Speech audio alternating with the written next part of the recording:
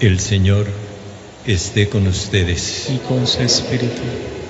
Lectura del Santo Evangelio según San Marcos. Gloria a ti, Señor. En aquel tiempo dijo Jesús a sus discípulos: en aquellos días, después de aquella gran angustia, el sol se oscurecerá, la luna no dará su resplandor, las estrellas caerán del cielo, las potencias en el cielo tambalearán. Entonces verán venir al Hijo del Hombre sobre las nubes con gran potencia y gloria. Enviará a sus ángeles y reunirá a sus elegidos de los cuatro vientos, desde el extremo de la tierra hasta el extremo del cielo. De la parábola de la higuera aprendan esto: cuando las ramas se ponen tiernas y brotan las yemas, ustedes saben que el verano está cerca. Pues cuando vean ustedes que esto sucede, sepan que está cerca, a la puerta. La verdad, yo les digo que no pasará esta generación sin que todo eso suceda. El cielo y la tierra pasarán, mis palabras no pasarán. En cuanto al día y la hora, nadie lo conoce, ni los ángeles del cielo, ni el Hijo, solo el Padre. Palabra del Señor. Gloria a ti, Señor Jesús. Bueno, este es uno de esos pasajes del Evangelio que ha servido para aterrorizar a mucha gente en nombre de un cataclismo que Dios va a acabar con el mundo de un manotazo. No pensemos así. Dios no es caprichoso, ni es ese el mensaje del Evangelio. Lo que estamos escuchando es un fragmento del capítulo 13 del Evangelio de Marcos, que también se encuentra en el capítulo 24 del Evangelio de Mateo y en el 21 del Evangelio de Lucas, que vamos a leer a partir del lunes de la próxima semana, no de esta que viene, sino de la siguiente, donde Jesús quiere enseñarnos cuál es el sentido que tiene la historia. Y esto es muy importante que nosotros lo tengamos claro.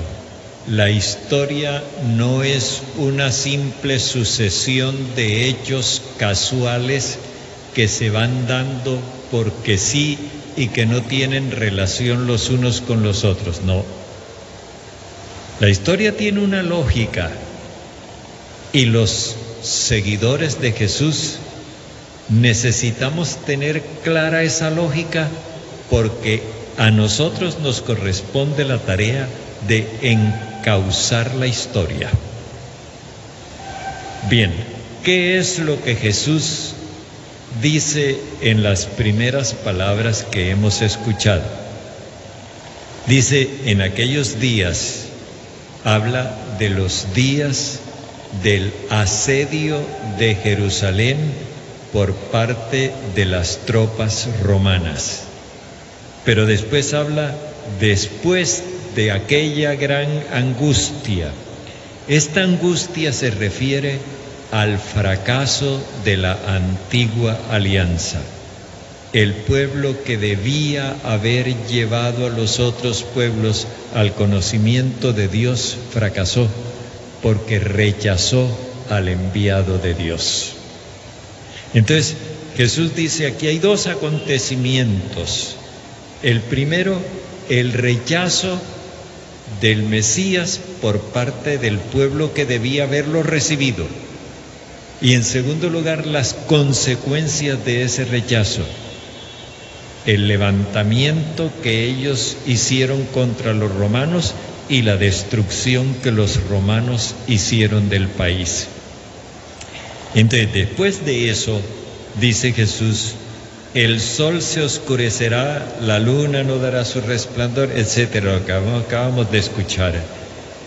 Esto no quiere decir que el sol ese que nos alumbra se va a apagar.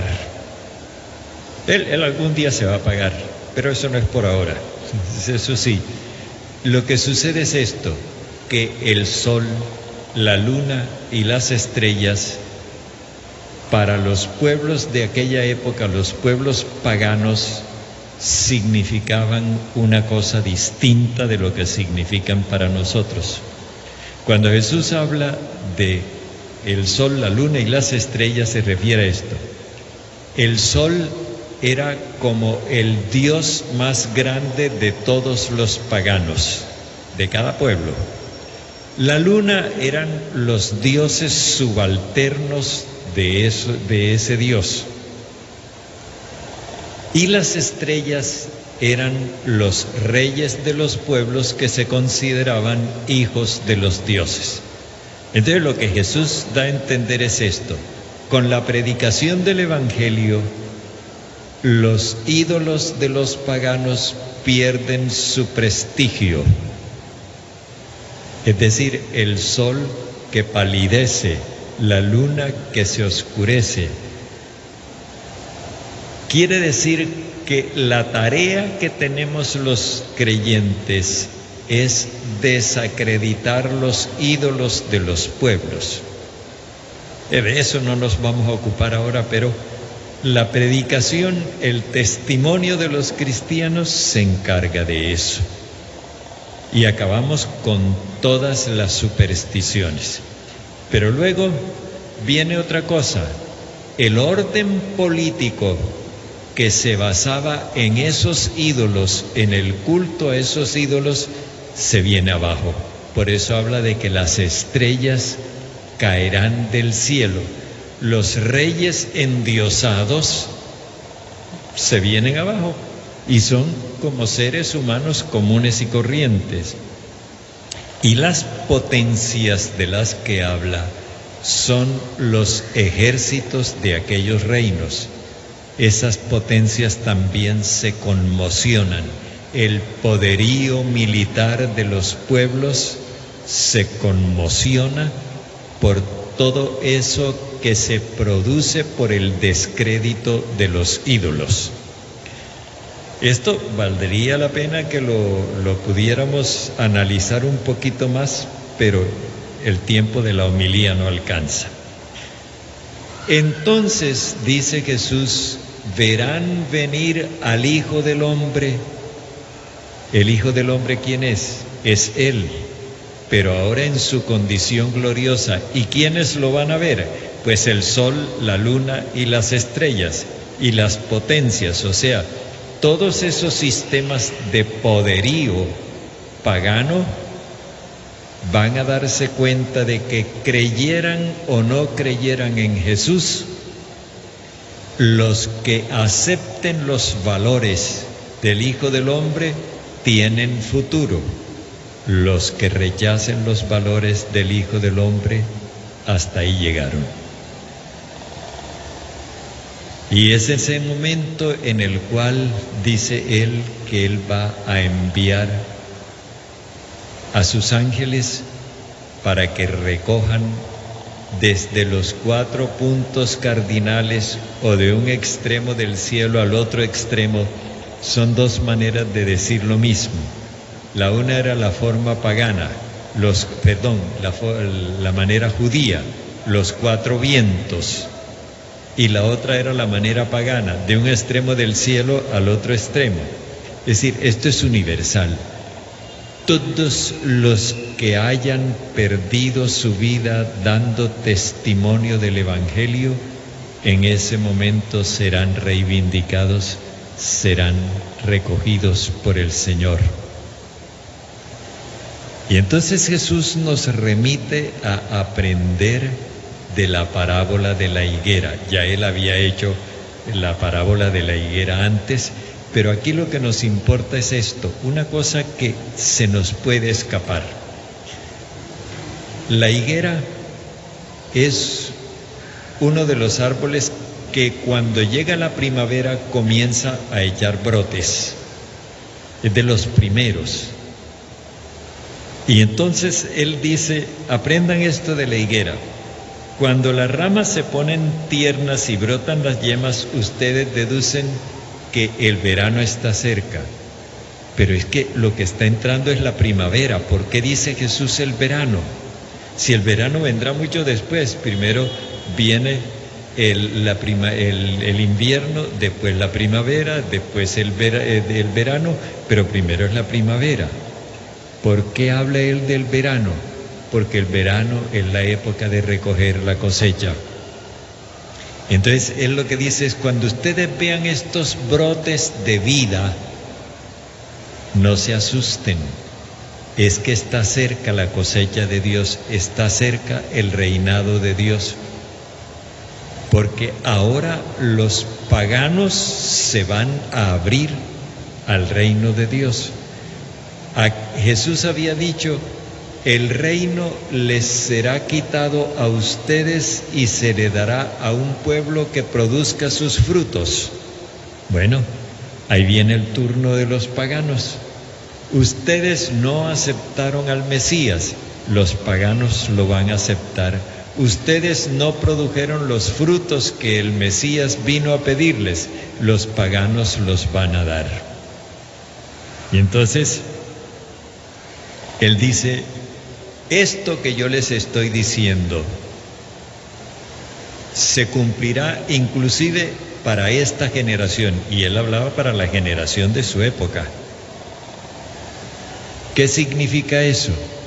Que ya eso se cumplió, pero no ha terminado de cumplirse. En todas las épocas de la historia hay ídolos. Hoy el ídolo puede ser el dinero, o el poder, o el prestigio. Y entonces esos ídolos, con la predicación de la buena noticia y el testimonio de los cristianos, se van viniendo abajo. Y por consiguiente se reconfigura el mundo. Eso sucedió en la época de Jesús y sigue sucediendo a lo largo de la historia en todas las épocas. En el fondo, lo que nos está anunciando Jesús es que todos estos regímenes de injusticia, fabricantes de pobres, van a ir sucumbiendo bajo el peso de su propia injusticia. Nosotros no nos hemos dado cuenta, pero a lo largo de la vida, bueno, los que somos más viejos, como el caso mío, hemos visto más esto. Por allá, en los años 70, yo vi cómo fueron cayendo una tras otra todas las dictaduras militares que había en América Latina. Por allá en los años 80 vimos caerse estrepitosamente lo que se llamaba la cortina de hierro y el muro de Berlín y todas esas cosas. Y siguen cayendo. Y podemos esperar que van a seguir cayendo. Esos regímenes tiránicos que hoy están causando tanto dolor en los pueblos, todo eso caerá. No nos quepa duda, el cielo y la tierra pasarán, mis palabras no pasarán.